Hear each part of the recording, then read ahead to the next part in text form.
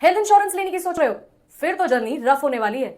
Benefits और exclusions check करना, reading all the fine prints, knowing about terms and conditions and making sure कि सब कुछ आपकी नीड्स और बजट के हिसाब से हो। That's a lot to keep in check, no? और इन सब के दौरान अगर आपने एक भी क्लॉज पढ़ना और अच्छे से समझना मिस कर दिया तो देयर आर चांसेस कि जरूरत आने पर क्लेम ही रिजेक्ट हो जाए। But don't worry, to make sure कि ऐसी कोई गलती आप ना करें, we have made a checklist to mark 8 very important points, specially the 7th one जो आपको मेजर खर्चे से बचा सकता है। तो वीडियो एंड तक देखो for the ultimate health insurance checklist. Present ही नहीं, फ्यूचर के लिए भी एडिक्वेट कवर। आजकल के तेजी से बढ़ते हेल्थ केयर कॉस्ट को देखा जाए तो हो सकता है जो सम इंश्योर्ड अभी आपको सफिशिएंट लग रहा है वो आगे जाके फ्यूचर में शायद इनसफिशिएंट लगने लगे। जैसे जैसे आप बड़े होते हैं आपकी हेल्थ केयर नीड्स बढ़ती है और बढ़ते हैं बीमार पड़ने के चांसेस, इसलिए हेल्थ इंश्योरेंस कवरेज अपग्रेड करना मुश्किल हो सकता है। इसलिए समझदारी है कि आज ऐसा कवर ले ले जो आपको आपके ओल्ड एज में भी सपोर्ट करे। मान लीजिए आपको आज के टाइम पे 5 लाख का कवर चाहिए, तो 20 साल बाद आपको 13 से 15 लाख का कवर चाहिए होगा, इन्फ्लेशन को फैक्टर इन करते हुए। इसी अंदाजे से अपना आइडियल सम इंश्योर्ड सर्च करें। स्पेसिफिक ट्रीटमेंट्स प्रोसीजर्स पर लिमिट ना हो। कुछ इंश्योरेंस कंपनी स्पेसिफिक डिसीजेस या ट्रीटमेंट्स पर लिमिट्स भी इंपोज करती हैं। ये लिमिट्स अक्सर फाइन प्रिंट में होती हैं। ऐसी पॉलिसीज लेने के बाद सफिशिएंट सम इंश्योर्ड को होते हुए भी आपको अपनी जेब से काफी खर्चा करना पड़ेगा। तो पॉलिसी टर्म्स और कंडीशंस थॉरली चेक करें और डिफरेंट प्लान्स के फाइन प्रिंट्स को कंपेयर करें। को पेमेंट क्लॉज ना हो। अगर आप ऐसे हेल्थ प्लान को खरीदते हैं जिसमें को पे क्लॉज है तो पहले आपको क्लेम का एक पार्ट बेयर करना पड़ेगा, उसके बाद इंश्योरर पेमेंट शुरू करेगा।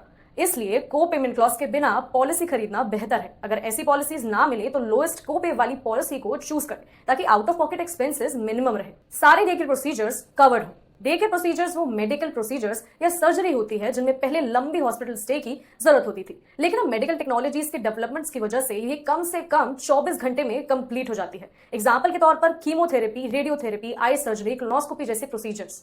ज्यादातर इंश्योरेंस कंपनीज एक लिस्ट देती है उन डे केयर ट्रीटमेंट्स की जो वो कवर करते हैं, लेकिन ये लिस्ट मिसलीडिंग हो सकती है। मान लीजिए कि इंश्योरर आई सर्जरीज को इंक्लूड करता है पर वहीं दूसरा इंश्योरर इसे कैटरेक्ट, कॉर्निया की इंसिजन, टीयर डक्ट्स के ऑपरेशंस एक्सेट्रा में डिवाइड कर देता है। इसलिए ऐसे पॉलिसीज चूज करें जो सारे डे केयर प्रोसीजर्स कवर करें और फ्यूचर में नए एडिशंस भी कवर्ड रहे। ऑर्गन डोनर कॉस्ट कवर्ड हो। नॉट अ न्यू न्यूज कि ऑर्गन ट्रांसप्लांट जैसे किडनी या लिवर बहुत एक्सपेंसिव होते हैं। इसमें ऑर्गन हार्वेस्टिंग और स्क्रीनिंग के अलावा 2 सर्जरीज होती हैं, एक रिसीवर के लिए और एक डोनर के लिए।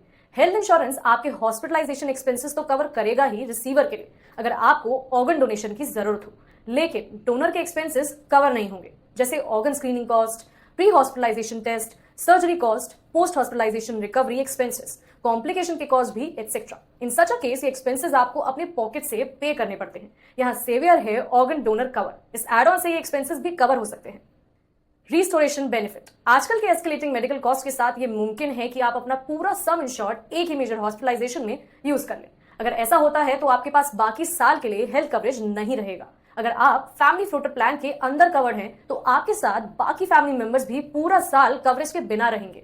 यहाँ रिस्टोरेशन बेनिफिट काम आता है। ये एक फीचर है जो आपके सम इंश्योर्ड को रिस्टोर या रिपेनिश कर देता है अगर वो पॉलिसी ईयर में एग्जॉस्ट हो जाता है तो।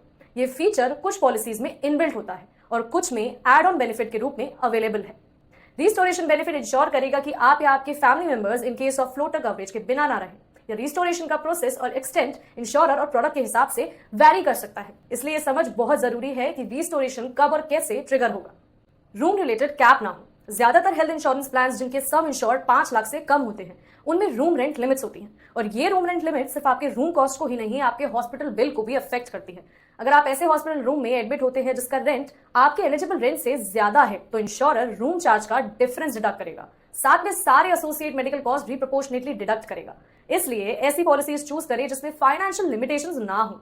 नॉन मेडिकल एक्सपेंसेस कवर्ड हो।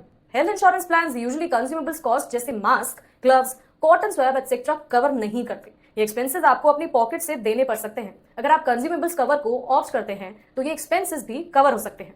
पैंडेमिक के दौरान नॉन मेडिकल एक्सपेंसेस जैसे ग्लव्स, मास्क और पीपी किट्स पर 25% तक टोटल हॉस्पिटल बिल का हिस्सा बन गए थे। इसलिए तब से नॉन मेडिकल एक्सपेंसेस को कवर करना इंपॉर्टेंट हो गया है।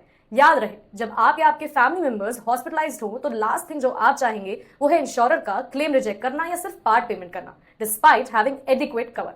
तो इंश्योर करें कि आपने ये सारी चीजें ध्यान में रखी हैं जब आप हेल्थ इंश्योरेंस पॉलिसी खरीद रहे हैं। खैर ये काम एक एक्सपर्ट से कंसल्ट करके भी आसान बनाया जा सकता है और वो आपको मिलेंगे एसएमसी इंश्योरेंस पर। तो waiting for what? Get connected today and find the best plan for you with the best insurance partner. और ऐसे इंटरेस्टिंग और इंसाइटफुल वीडियोस के लिए फॉलो करें एसएमसी इंश्योरेंस को।